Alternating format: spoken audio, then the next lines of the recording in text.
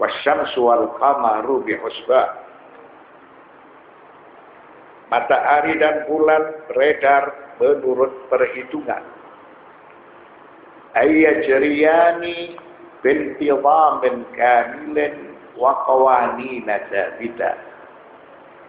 Wa bihadzal intizam tuhfazul hayatu 'ala al-ardi wa takhtaliful fusul wa tu'raful awqat.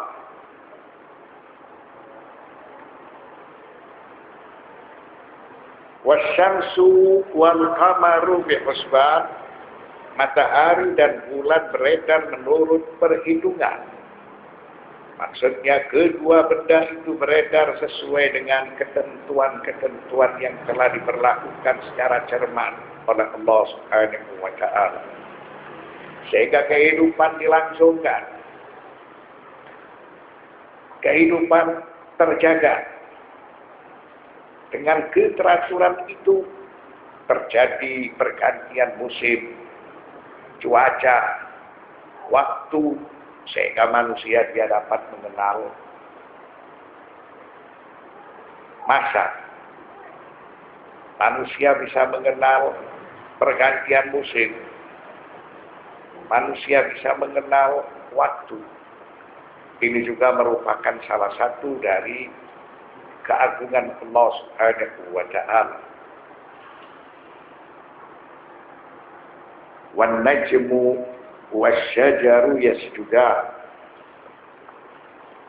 Dan tumbuh-tumbuhan serta pohon-pohonan keduanya tunduk kepada Allah. Qala aktsarul mufassirin al-muradu bin najmi una an-nabat alladhi la saqqa lahu kal baqli, lianna Allah subhanahu dzakarahu ma'a asy-syajari fi muqabilati asy-syamsi wal qamar. Amma as-sujudu huna fa ma'nahu anna kullan minal baqli wasyajari yadullu ala wujudillahi wa 'azamatihi mimma fihi min diqqatis sun'i.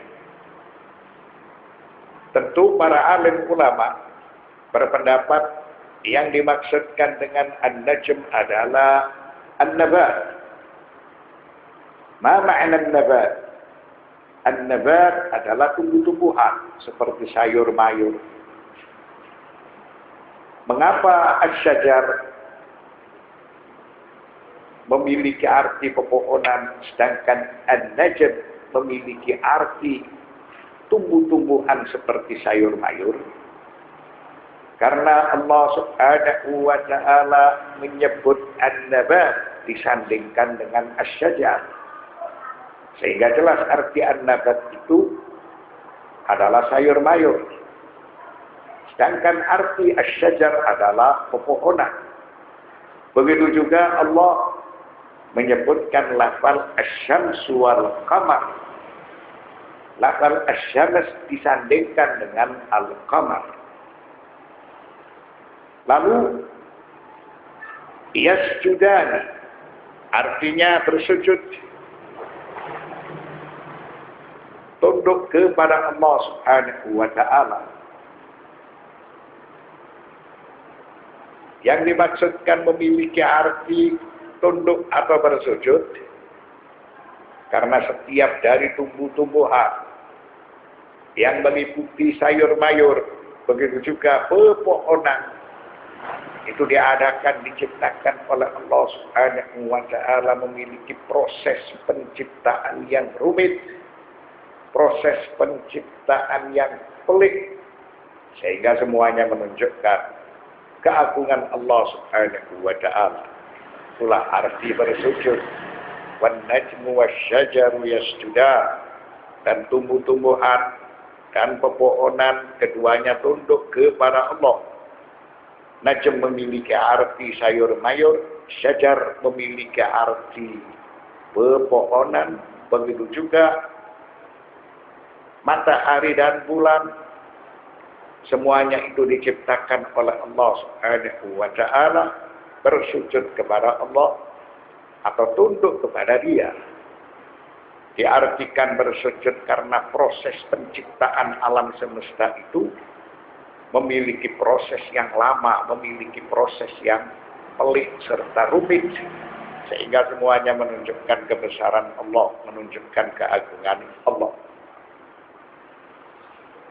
Was-samaa'a rafa'aha wa wada'al mizan. Dan Allah telah meninggikan langit dan Dia meletakkan neraca keadilan.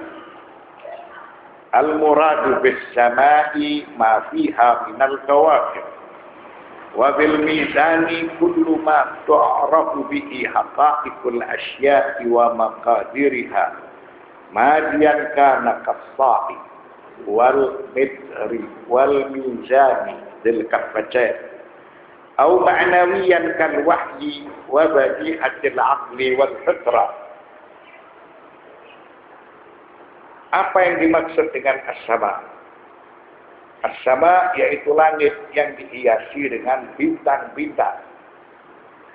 Sedangkan yang dimaksud dengan al-mizan adalah neraca, skala yang menunjukkan suatu hakikat atau yang mengungkap suatu benda berupa ukuran. Dicontohkan satu nisab atau satu sok. Sok memiliki berat 3 kg atau 1 meter yang menunjukkan arti panjang atau berat, timbangan yang memiliki sama sisi. Maka itu juga disebut sebagai neraca. Neraca arti yang pertama menunjukkan arti mengungkap suatu benda yang berupa ukuran. Atau neraca memiliki arti yang lain, mengungkap suatu hakikat non-materi. Dicontohkan seperti wahyu, akal, dan fitrah. Jadi al-mizan ini pada suatu saat berhubungan dengan benda. Al-mizan pada saat yang lain berhubungan dengan sesuatu non-materi. Jelasnya al-mizan ini dia bisa mengungkap suatu wujud keberadaan yang berupa kebendaan. Dicontohkan seperti dia mengungkap tentang masalah ukuran, mengungkap tentang masalah berat, mengungkap tentang masalah panjang. Pada saat yang lain al-mizan mengungkap suatu keberadaan non-materi. Dicontohkan seperti wahyu, akal, dan fitrah. Karena semuanya itu memiliki makna yang benar. Wahyu itu benar, akal itu benar, fitrah itu benar. Jadi ukuran al-mizan atau ukuran kebenaran itu bisa berupa wahyu, bisa berupa akal, bisa berupa fitrah. Sedangkan ukuran al-mizan dalam arti kebendaan itu pada suatu saat menunjukkan arti berat atau menunjukkan arti panjang atau menunjukkan berat sama sisi. Itu juga disebut sebagai mizan. Allah Subhanahu wa taala berfirman, "Was-samaa'a rafa'aha wa wada'al mizan." Dan Allah telah meninggikan langit dan Dia meletakkan neraca keadilan. Sama artinya langit yang dihiasi dengan bintang-bintang. Itu diartikan sebagai sama. Lalu arti al-mizan neraca.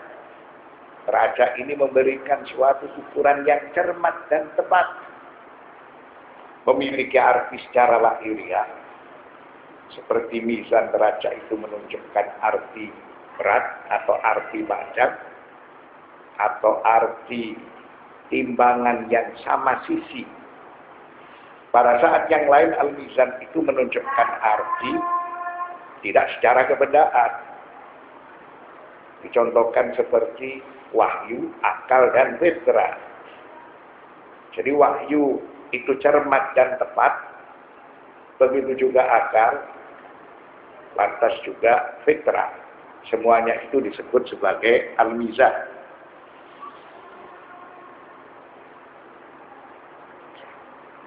Wa muradun aydan anna hadzal kauna al-ajiba qad intazama wastaqama li anna Allah subhanahu qad rafa'a al-kawakiba ila mawaqi'iha at-tabi'iyyah bihaitsu law inharafa kawkabun minha 'anil makan alladhi qaddara Allah lahu lahtalla nizamul kauni wa tabaddala kullu syai'in wa aydan la yastaqimu ayyu mujtama'in bashariyyin illa idza khala'a li mawazina akhlaqiyah. Dan yang dimaksud dengan al-mizan juga was-samaa'a rafa'aha wa wada'a al-mizan, bahwa alam semesta yang menunjukkan suatu keajaiban, alam semesta yang menakjubkan, itu semua memiliki keserasian. Karena Allah subhanahu wa ta'ala tidak mengatur alam semesta, tidak mengatur garis edar dari setiap ciptaan yang ada di alam semesta, kecuali dengan hikmahnya. Sekira apabila ada satu bintang saja yang bergeser dari tempat yang telah ditentukan oleh Allah, maka akan merusak seluruh tatanan yang ada di alam semesta, sehingga alam semesta ini akan menjadi binasa. Alam semesta akan carut marut. Begitu juga kehidupan bermasyarakat akan menjadi tertib apabila mereka tunduk dan patuh kepada neraca, kepada wahyu, kepada akal, kepada fitrah. Itu semua telah disampaikan oleh Allah subhanahu wa ta'ala melalui rasul-rasul yang diutus oleh Allah, melalui firman-firman suci yang diturunkan oleh Allah. Sehingga apa yang telah disampaikan oleh Allah berupa norma-norma akhlak dan budi pekerti yang mulia, itulah yang bisa menjadikan kehidupan itu menjadi serasi, kehidupan itu menjadi tertib, karena mereka tunduk dan patuh kepada neraca. Neraca tersebut berupa norma-norma akhlak dan budi pekerti yang dicontohkan oleh para nabi serta oleh para utusan Allah subhanahu wa ta'ala.